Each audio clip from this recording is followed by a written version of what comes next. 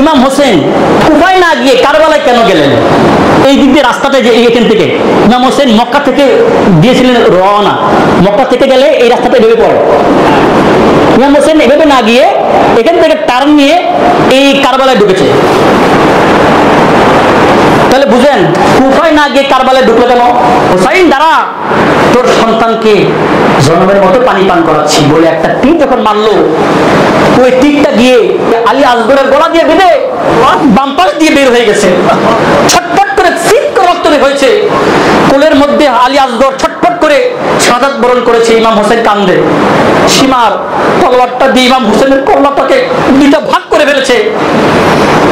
শুধু ভাগ করে ক্ষান্ত হয়নি, তার মাথাটাকে বল্লমের আগায় করে, ইমাম হোসেনের বল্লমের আগায় করে মাথাটাকে এখান থেকে নিয়ে এই সারা ইরাকের বাজারে বাজারে, সিরিয়ার বাজারে বাজারে ঘুরে ঘুরাইয়া এই দামেস্কের বাজারে আনছে।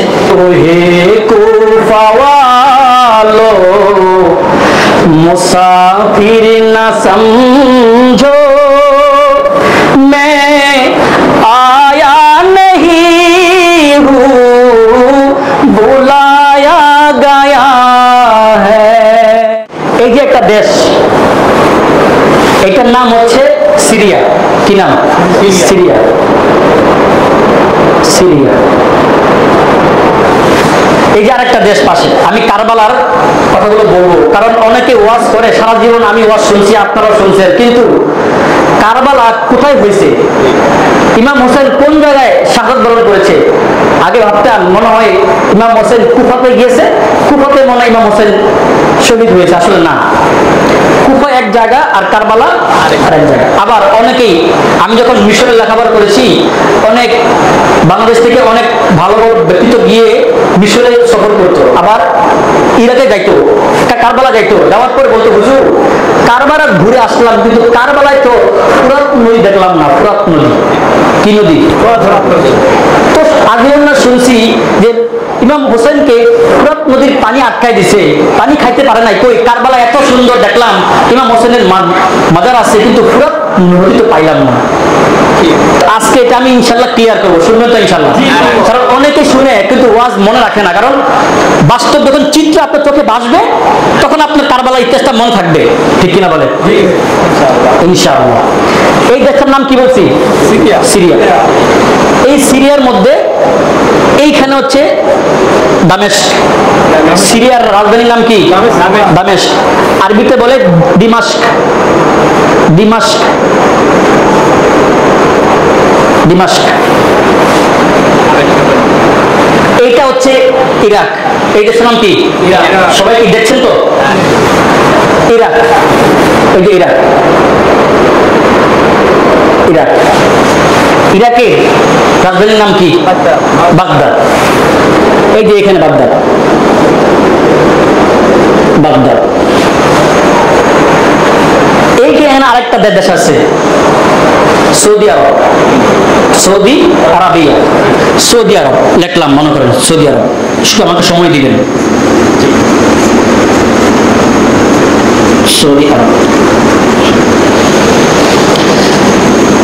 এইখানে কাবা শরীফ, কেবলা। কিটা? কেবলা।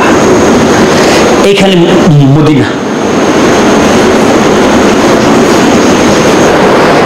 সৌদি আরব, এটা কি? ইরাক। এটা সিরিয়া। আর এইটা হচ্ছে মিশর। আমি যেখানে লেখাপড়া করেছি মিশর, এটা মিশরের দেশ। এইখানে একটা সাগর গেছে, দেখেন আপনাদের চোখে এটা ভাসান, দেখেন সাগর গেছে এখানে। সাগরের নাম হচ্ছে রেড সি। কি সি? Red sea. মানে কি জানেন? লোহিত সাগর। গত সপ্তাহে ওয়াজ করছি, ফেরাউন কোন সাগরে মারা গেছে? লোহিত সাগরে। এই যে এখান থেকে যখন ফেরাউন মুসা নবীকে যখন ধাওয়া করেছে, এই দেশের নামটা হচ্ছে ফিলিস্তিন। ফিলিস্তিন।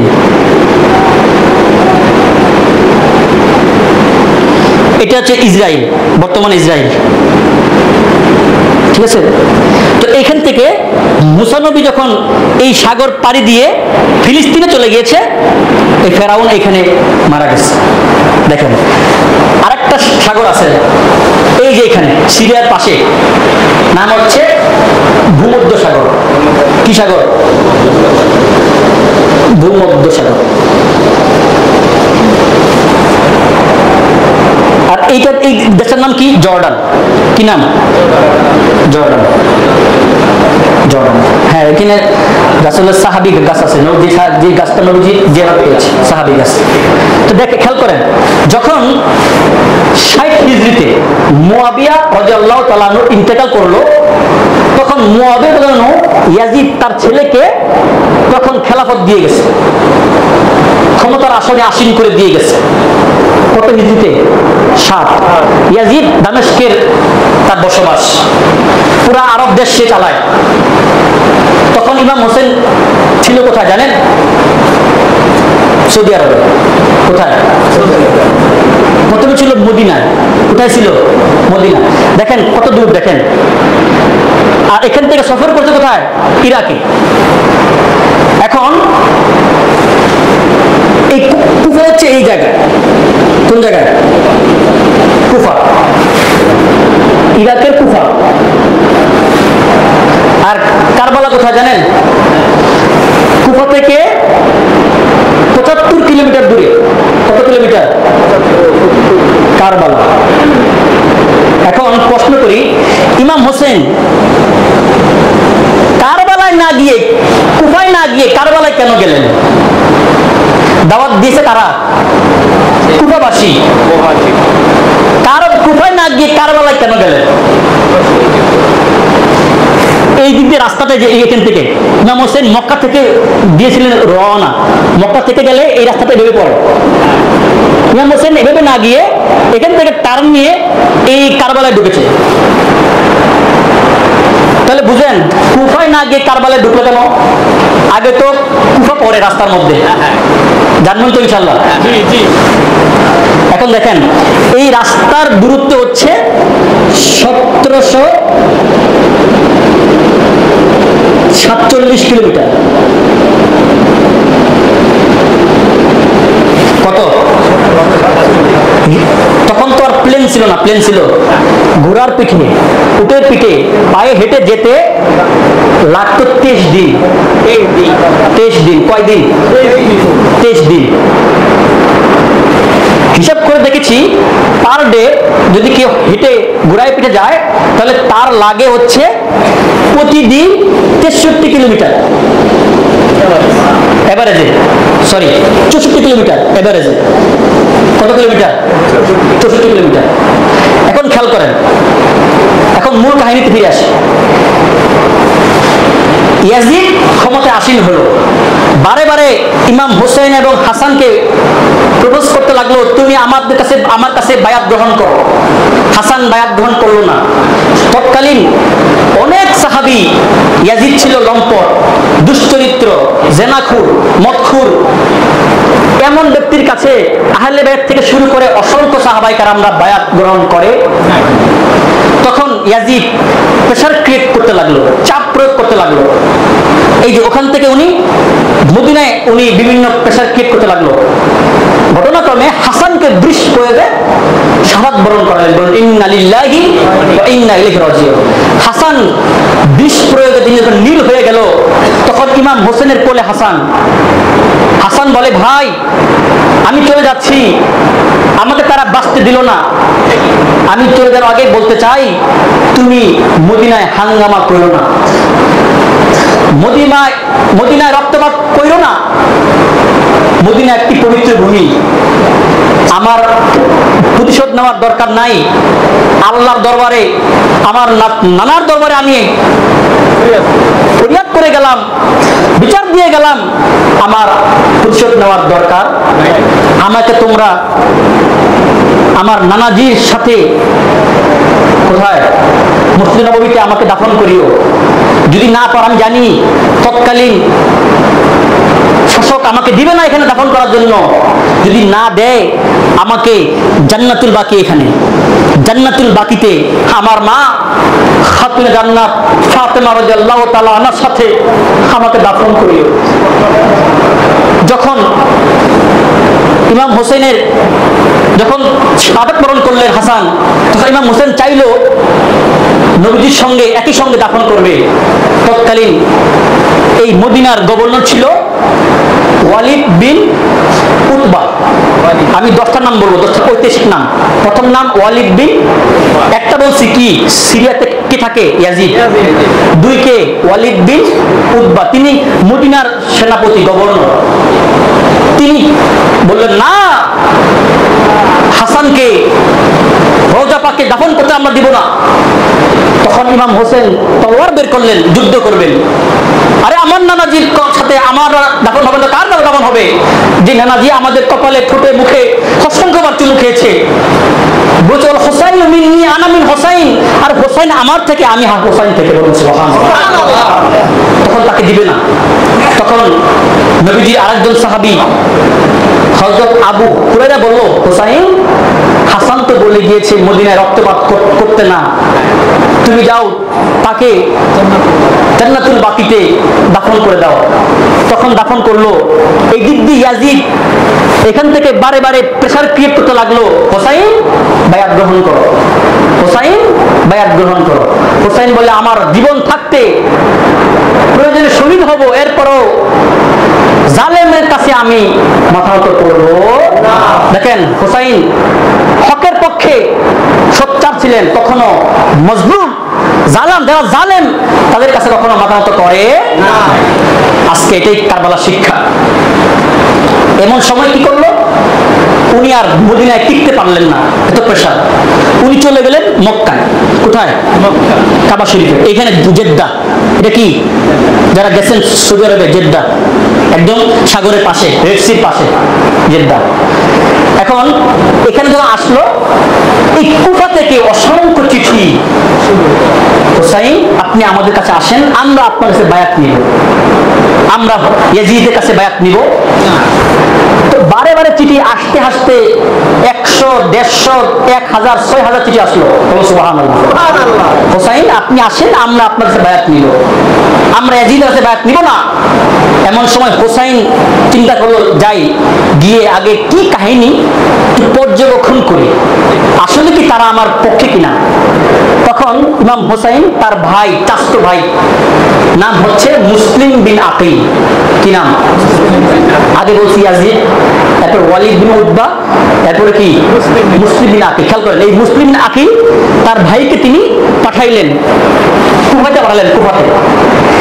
কুফায় গেলেন মুসলিম বিন আকিল, গিয়ে দেখলেন সুন্দর পরিবেশ, কুফাবাসী সকলে হোসাইনের ভক্ত। তৎকালীন একদিনে হোসাইনের নামে 30,000 কুফাবাসী হোসাইনের নামে মুসলিম বিন আকিলের কাছে বায়াত নিল। এখন তৎকালীন কুফার গভর্নর ছিল নোমান বিন বাশির, সাহাবী। কি নাম? নোমান বিন। তিনি হুসাইনের পক্ষে, সাহাবী তো, আহলে বাইতের মহব্বত। তিনি কিছু বললেন না, করেন বায়াত করেন। এখন এই মুসলিম বিন আকিল এখান থেকে আবার চিঠি লিখলেন, আসলেন না। চিঠি লিখলেন যে হুসাইন অবস্থা খুব সুন্দর, তুমি আসো। আচ্ছা, চিঠি আসতে লাগে কয়েকদিন। তখন কি কোন টেলিফোন ছিল? কোন ইমেল ছিল? যাইতে লাগে 23 দিন। চিঠি আসতো কদিন? 23 দিন, কারণ ঘোড়া পায়ে হাতে এসে নিয়ে যাবে। এখন যখন ইমাম হোসেনকে চিঠি লিখলেন, এদিক দিয়ে ইয়াজিদ দেখলো অবস্থা খুব খারাপ, কুফাতে তার হাত থেকে চলে যাচ্ছে, ক্ষমতা চলে যাচ্ছে। তখন ইয়াজিদ, এইখানে শহরের নাম হচ্ছে বসরা, বসরা নাম শুনছেন? বসরা, ইরাকের বসরা নগরী। এইখানে এক জালেম ছিল গভর্নর, নাম তার উবাইদুল্লাহ বিন জিয়াদ। অনেকে তাকে ইবনে জিয়াদ নামে চিনে। তাকে আর কেউ উবাইদুল্লাহ বলে না। কেন? ইতিহাসে সে এমন বড় বড় জুলুম করেছে, তার নামে আর কেউ উবাইদুল্লাহ বলতে চায়, তাকে বলে ইবনে জিয়াদ, জিয়াদের বেটা। এই জালেম উবাইদুল্লাহ বিন জিয়াদকে এই সিরিয়ার যে ইয়াজিদ, তাকে এখান থেকে আইনা এই নুমান বিন বাশির ছিল এইখানে গভর্নর, তাকে সরাইয়া এই জালেমকে এখানে আনছে, যেন মুসলিম আকিলকে পানিশমেন্ট করতে পারে। বলুন নাউজুবিল্লাহ। তিনি আইসে সঙ্গে সঙ্গে মুসলিম আকিলকে অ্যারেস্ট করলেন, কোনো ছাড় দেওয়া হবে না। তখন মুসলিম আকিল দেখলো অবস্থা ভয়াবহ। এদিক দিয়ে দেখেন নাম কি, এই দেশের নাম কি? কুফা। দেখবেন এই দেশটার মানুষ এত গাদ্দার, দেখবেন আমরা কোনো মুসিবতে পড়লে কি করি? কুফা লাগছে, করি না? কেন বলি? এই দেশের কারণে। কুফা, কুফাবাসী এত গাদ্দার, এই জন্য আমরা বলি কুফা লাগছে, এই কুফা দেশের কারণে। এই এখন এই কুফাবাসী যখন উবাইদুল্লাহ বিন জিয়াদ আসলো, সবাই ভয়ে ইয়েজিদের পক্ষে নিয়ে নিল, গাদ্দারি করলো, ইয়েজিদের পক্ষে নিয়ে নিল। তখন মুসলিমুল আকিল আবার একটা লেখেন চিঠি, ভাই আমার কুফার অবস্থা খুব নাজেহাল, তুমি আইসো না। ওই যে একটা চিঠি ছিল এর আগে, আসো। এই খবর যখন আসলো মক্কায়, তিনি অবস্থা ভালো বুঝে তিনি রওনা দিয়ে দিয়েছে। জিলহজের 8 তারিখ, কয় তারিখ? জিলহজের 8 তারিখে তিনি রওনা দিয়েছে। একা দিয়েছে না, পরিবার পরিজন, কারণ অনেক দূরের রাস্তা, আত্মীয় স্বজন থেকে শুরু করে অনেক সঙ্গী। ইতিহাসে পাওয়া যায় প্রায় 150 মানুষ নিয়ে তিনি কাফেলা নিয়ে রওনা দিয়েছে। সঙ্গে তার বোন, বোনের ছেলেরা, ইমাম কাসেম, আলী আকবর, জাইনুল আবিদিন তার ছেলে, আলী আসগর সহ অসংখ্য সাহাবায়ে কেরাম সহ তিনি রওনা দিয়েছে। রওনা দিয়েছে কয় তারিখে? 8 তারিখে।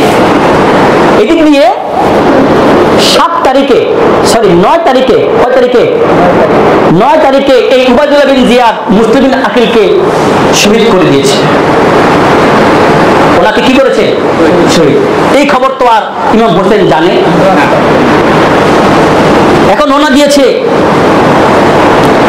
এই দিক দিয়ে, যখন এখানে এই রাস্তা এত লম্বা রাস্তা, দেখেন 1747 কিলোমিটার রাস্তা, লম্বা রাস্তা, 23 দিন লাগে। প্রায় 30টা পয়েন্ট আছে এখানে। এই পয়েন্টগুলোতে ইমাম হোসেন রেস্ট নিয়েছে, রেস্ট।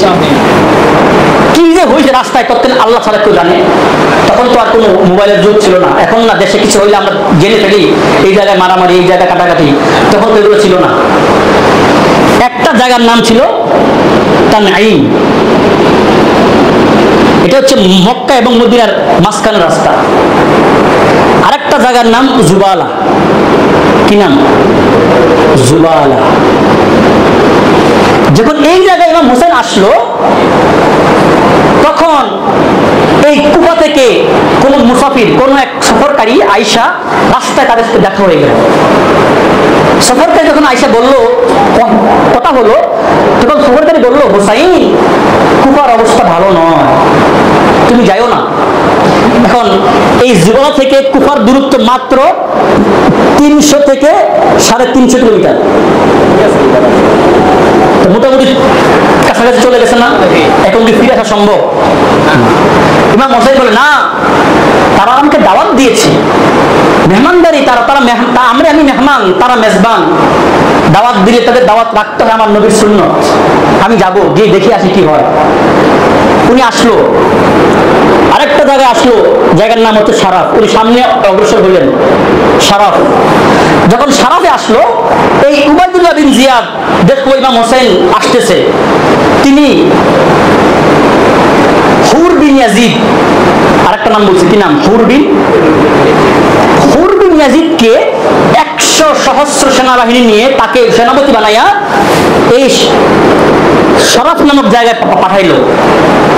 হুর বিন ইয়াজিদ আয়েশা বলে, হোসাইন সামনে যেতে পারবা না, তোমাকে কুফাবাসী গ্রহণ করবে না, যাও তুমি, বন্ধ, যাও বন্ধ, তুমি যাইতে পারবে না।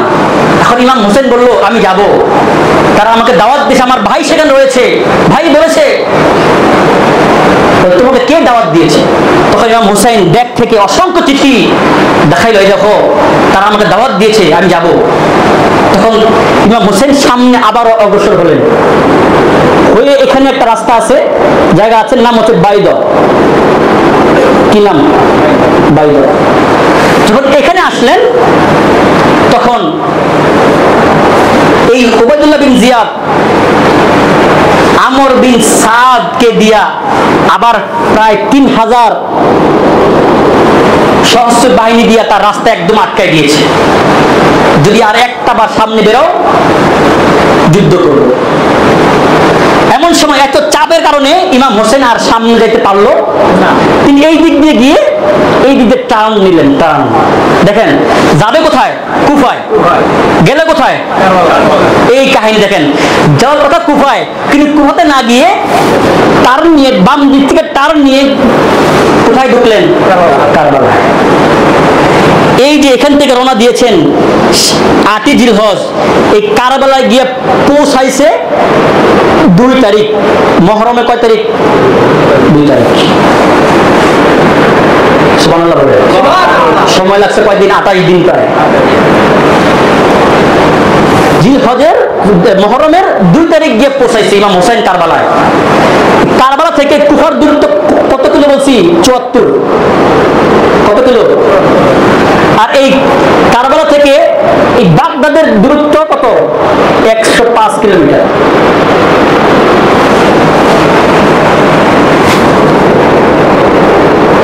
এমন সময় খেয়াল করেন, যখন তিনি এখানে আসলো, একদিন রেস্ট নেওয়ার পর যে মহরমের 3 তারিখ, এই উবাইদুল্লাহ বিন জিয়াদ খেয়াল করলো ইমাম হোসেন কারবালায় অবস্থান করছে সপরিবারে।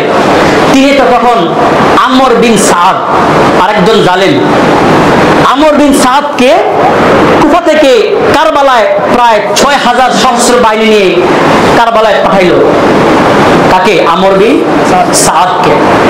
আমর বিন সাদ আইসা ইমাম হোসেনকে পুরো ব্যারিকেড দিয়ে ফেলছে।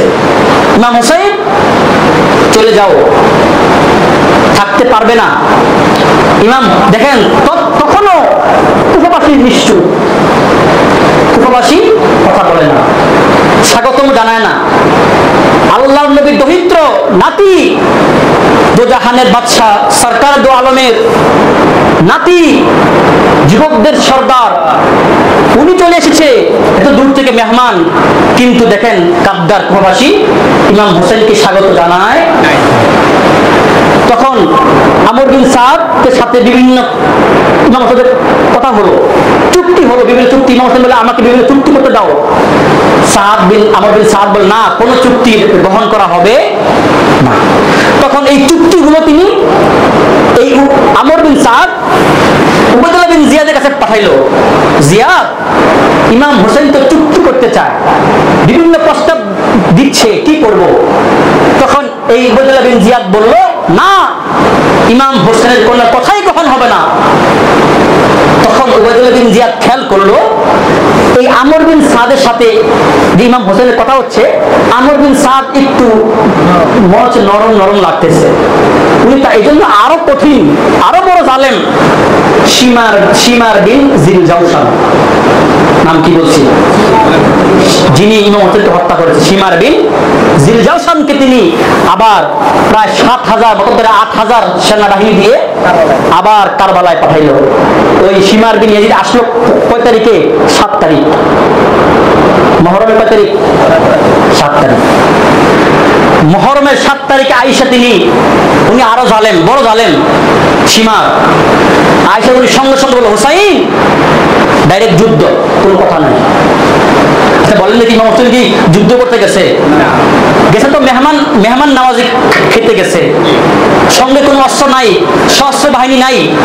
তখন উনি ইমাম হোসাইনের পরিবারের সকলের সাথে তিনি পানি বন্ধ করে দিল, কারবালার পানি, ফুরাত নদীর পানি। কি নদীর পানি? এখন বলতে হুজুর ফুরাত নদী তো কারবালায় নাই। দেখেন খেয়াল করেন, এই যে ফুরাত নদী এইভাবে গিয়ে বাগদাদ হয়ে কুফা দিয়ে গিয়েছে। বেহেশতি নদ, যেই 2টা নদ জান্নাতি নদ, একটা হচ্ছে ফুরাত নদী আর একটা কি নীল নদ, যেটা আমরা বেহেশতের মধ্যে পান করবো। সুবহানাল্লাহ। একটা হচ্ছে মিশরবাসী, আমরা ওখানে যখন থেকেছিলাম এই নীল নদের পানি আমরা খেয়েছি, রিফাইরিং করে আমরা এই পানি খাইতাম। তৎকালীন এই ফুরাত নদীও এদিক দিয়ে গিয়েছে। কারবালায় একটা ছোট একটা পানির লেক, কি লেক দেখবেন, অনেক বড় নদী হলে লেক যায় না, লেক প্রায় 1300 বছর আগের কাহিনী। বর্তমানে আর ওই লেকটা এখন বিলুপ্ত হয়ে গেছে। দেখবেন আমাদের দেশে অনেক নদী প্রায় বিলুপ্ত হয়ে গেছে না, অনেক নদী এখন নাই। 100 বছরে আমরা নদী খেয়ে ফেলি, আর তৎকালীন তো 1300 বছর আগের কাহিনী। এই মরুভূমি এই লেকটাকে খেয়ে ফেলেছে, ভরে গেছে লেকটা। এখন আর এখানে কারবালায় কোনো লেক নাই। তৎকালীন একটা ছোট একটা ক্যানেল এদিক দিয়ে কারবালায় ঢুকছিল। এই জন্য এই কারবালার পানি বন্ধ, ফোরাত নদীর পানি বন্ধ করে দিয়েছে হুর বিন জিলজাওশান। 7 তারিখ থেকে পানি বন্ধ। 8, 9, 10 মহরমের সকালবেলা। কত মহরম? 3 দিন ইমাম হোসেনের সহকারে তার পরিবার পানি পায় না, কলিজা ফেটে চিরমার হয়ে যায়। মায়ের বুকের দুধ শুকিয়ে গেছে। ইমাম হোসেনের স্ত্রী শহর বানুর দুধ নাই, গলা শুকিয়ে কাঠ। তার ছোট শিশু আলী আসগর আর সইতে পারে না, কান্না করছে। শহর বানু বলে, স্বামী যাও যাও, আমার আসগরকে নিয়ে যাও। তারা তো তোমার সঙ্গে দুশ্মনী, কিন্তু আসগরকে তারা কিছু করবে না। তখন এই ইয়াজিদ শিমার বিন জিলজাওশান সাদ বিন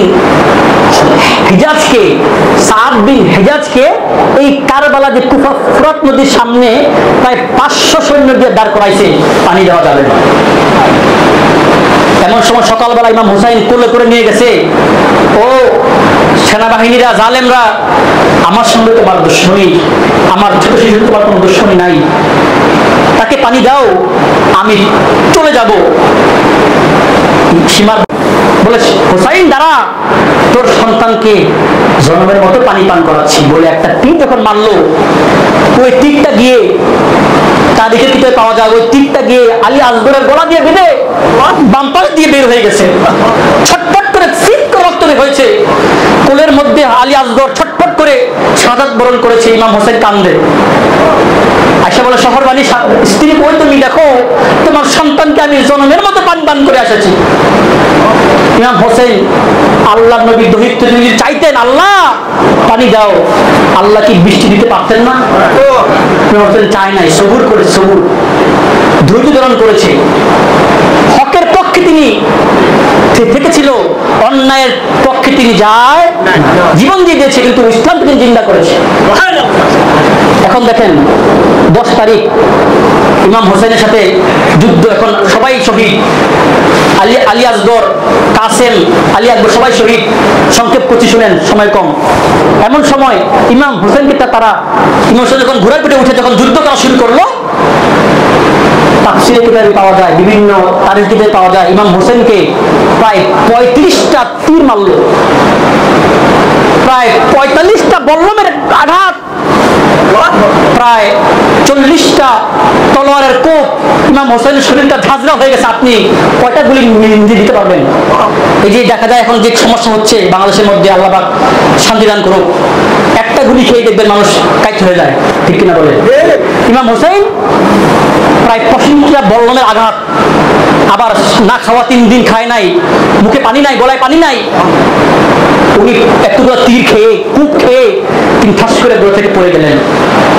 এমন সময় সীমার গিয়ে, ওই সীমার গিয়ে ইমাম হোসেনের উপরে গিয়ে বসলো।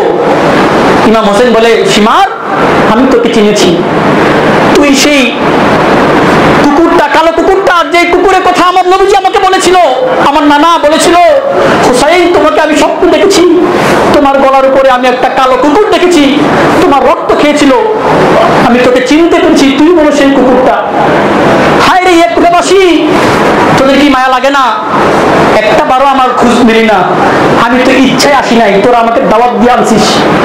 এই জন্য একজন কবি, নাম হচ্ছে আল্লামা ইকবাল, অনেক সুন্দর করে বলেছে, ও হে কুফাওয়ালো মুসাফির না সমঝো मैं आया नहीं हूँ बुलाया गया है। ও কুফাবাসী, আমি তোর ইচ্ছায় আসি নাই, তোরা আমাকে দাওয়াত দিয়ে আনেছিস, দাওয়াত দিয়ে আইনা বুঝি আমার সঙ্গে এমন আচরণ করিস।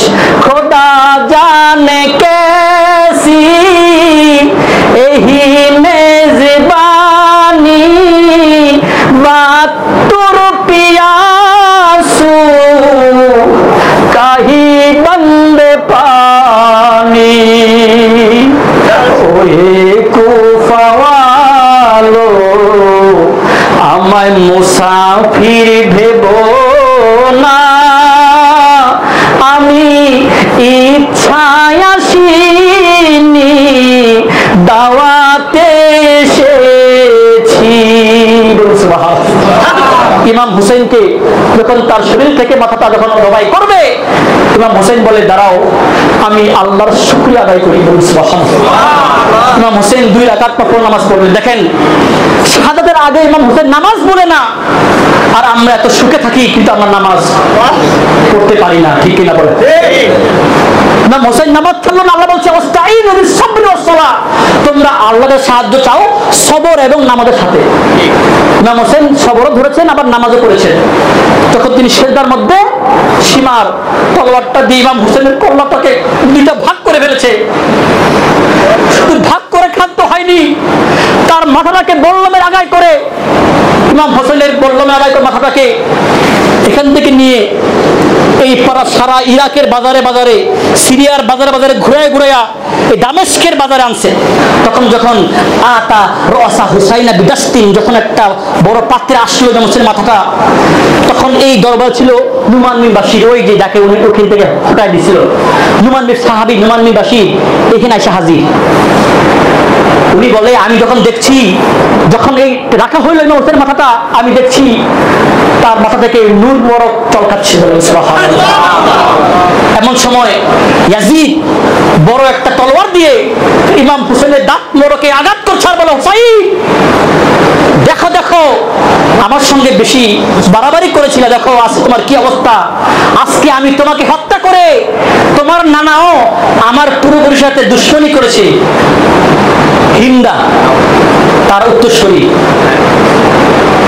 হানজালার যে কইটাকে চিবিয়ে খেয়েছিল কি নাম? হিন্দা। তোমার নানা আমার পুরুষের সাথে দুশ্মনী করেছে, আমিও তোমাকে হত্যা করে আমি এই দুশ্মনের প্রতিশোধ নিলাম। তখন ইয়াজিদ এই নুমান বিন বাশির যখন এগুলো দেখলো, তিনি হাহাকার করে চিৎকার করে কাঁদলো, বলে ইয়াজিদ আল্লাহকে ভয় করো, আমি দেখেছি 1000 বার ইমাম হোসাইনের ঠোঁট মোবারকে দাঁত মোবারকে আমার আল্লাহর নবী চুমু খেয়েছে। বলুন সুবহানাল্লাহ। সেই জায়গায় তুমি আঘাত করছো, আল্লাহ জানে তোমার কি বিচার হবে। এমত অবস্থায় নুমান বাশির এখান থেকে চলে গেলেন। এই মাথা মোবারকটা কালক্রমে এখানে হচ্ছে আসকালান। কি নাম? আসকালান। সিরিয়ার আরেকটা শহর, নাম কি? আসকালান। কি নাম? এই আসকালানে দাফন করা হয়েছে তার মাথা মোবারক। তার দেহ মোবারক কোথায়? কারবালায়। বর্তমানে এখনো কারবালায় তার দেহ মোবারকের মাজার শরীফ। আর যখন এইখানে দাফন করা হয়েছে কোন কোন সাগরের পাশে? ভূমধ্য সাগরের পাশে আসকালানে দাফন করা হয়েছিল তার মাথাটা। এরপরে প্রায় 500 বছর পর, 500 বছর, এই যে মিশরের তৎকালীন সরকার ছিল আমর বিন সাদ, আরেকজন উনি এবং আল আজহার বিশ্ববিদ্যালয়, আমি যেখানে লেখাপড়া করছি ওখানে যেই শাইখুল আজহার, তারা ছিল সুন্নি। তারা কি? আহলে বাইত প্রেমিক। এখনো মিশরে আহলে বাইত প্রেমিক সবাই। মিশরে তার বোন জাইনাব, ওনার মাজার মিশরে। তখন ওনারা এখান থেকে প্রায় 1000 স্বর্ণ মুদ্রা দিয়ে ইমাম হোসেনের মাথা মোবারকটাকে তারা দিয়ে এখান থেকে উঠাইয়া এই সাগর দিয়ে ফিলিস্তিন থেকে মিশরে আনছে। বলুন সুবহানাল্লাহ। আইনা এই মিশরের রাজধানী কায়রো, আল আজহার বিশ্ববিদ্যালয় যেখানে অবস্থিত সেটা কায়রো রাজধানী, কাহেরা বলে আরবিতে। কায়রো রাজধানীর মধ্যে ইমাম হোসেনের মাজার শরীফ এখন আছে, তার মাথা মোবারকের মাজার শরীফ। আমি অসংখ্যবার জিয়ারত করেছি আল আজহারের সামনে। এমনকি যখন এনেছিল 1000 মিশরবাসী আহলান সাহলান বলে ইমাম হোসেনের মাথা মোবারককে গ্রহণ করেছিল, এবং ইতিহাস সাক্ষী দেয়, কিতাবটা এখনো মিশরের মিউজিয়ামে আছে। যখন এনেছিল তখনও ওই তার মাথা মোবারক থেকে মিশকে আম্বরের ঘ্রাণ পাচ্ছিল। যখন দাফন করা হয়েছে, মাথা বড় যখন এই ঢুকানো হয়েছে মাজার শরীফে, এখনো ওই জায়গাটা এখনো আছে। ওটাকে বলে মাদখালুল হোসাইন, যেই জায়গা দিয়ে দেখে রাখা হয়েছে কবরটাকে, মাথা কবরটাকে, এখনো মিশরে আছে। আমি এখনো যখন আগে যাইতাম ওখানে প্রায় গিয়ে নাক লাগাইতাম, নাক লাগালে এখনো বেশ কেমন ঘ্রাণ পাওয়া যাবে।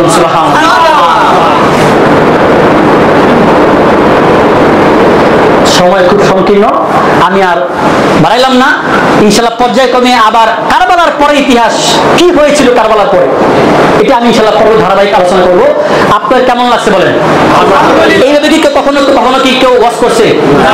আপনাদের এই যে এখানে দেখলেন যে এখন আপনারা কয় জিলহজ গেছে, 8 জিলহজ, 2 জিলহজ দেখেন, 2 মুহররম পৌঁছাইছে, কি হয়েছে, কে আসছে, কোন জায়গায় কারবালা, ফুরাতনদী কোথায়, সব তো এখন মোটামুটি মাথায় ঢুকছে না। আগে শুধু ওয়াজ শুনতাম, প্র্যাকটিক্যাল দেখতাম না, শুনতাম কারবালা কোথায় আর কুফা কোথায় বুঝতাম না।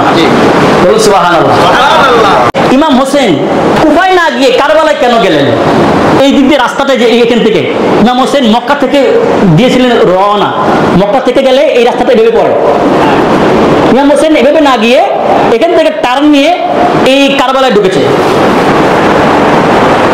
তাহলে বুঝেন কুফায় না গিয়ে কারবালায় ঢুকলো কেন? হোসাইন দাঁড়া, তোর সন্তানকে জন্মের মতো পানি পান করাচ্ছি বলে একটা তীর যখন মারলো, ওই তীরটা গিয়ে আলী আসগরের গলা দিয়ে বেঁধে বাম পাশ দিয়ে বের হয়ে গেছে। ছটপট করে সিট করে রক্ত বের হয়েছে।